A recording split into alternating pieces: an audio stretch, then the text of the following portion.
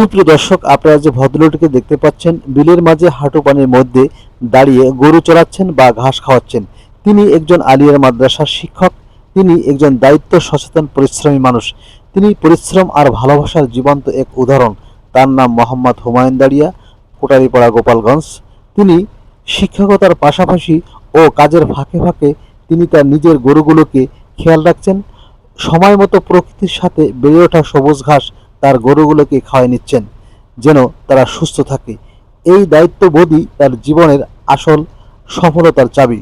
সুপ্রিয় দর্শক, আপনারা যে ভিডিওটি দেখতে পাচ্ছেন, এটা কিন্তু কোনো এআই দিয়ে ভিডিও বানানো না, এটা একদম রিয়েল প্রকৃতির মাঝের দৃশ্য। সুপ্রিয় দর্শক, চারপাশে সবুজে ঘেরা বিল, হালকা বাতাস আর প্রকৃতির এই শান্ত পরিবেশ যেন মনে এনিয়ে দেয় এক অদ্ভুত অনুভূতি। সুপ্রিয় দর্শক, শহরের কোলাহল থেকে অনেক দূরে এখানে প্রতিটি মুহূর্ত যেন সহজ সরল আর সত্যিকারের জীবনের প্রতিচ্ছবি। আপনাদের সামনে তুলে ধরতে পেরে এই ব্লগটি নিজেকে ধন্য মনে করছি।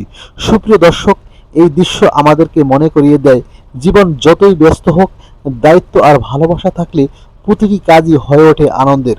প্রকৃতির মাঝে এই বিলের নিঃশব্দতা শেখায় সরলতার জীবনের গভীর সত্যতা। সুপ্রিয় দর্শক, যার মনে শান্তি আছে তার কাছে পৃথিবীর সবচেয়ে সুন্দর। সুপ্রিয় দর্শক, সবার মঙ্গল কামনা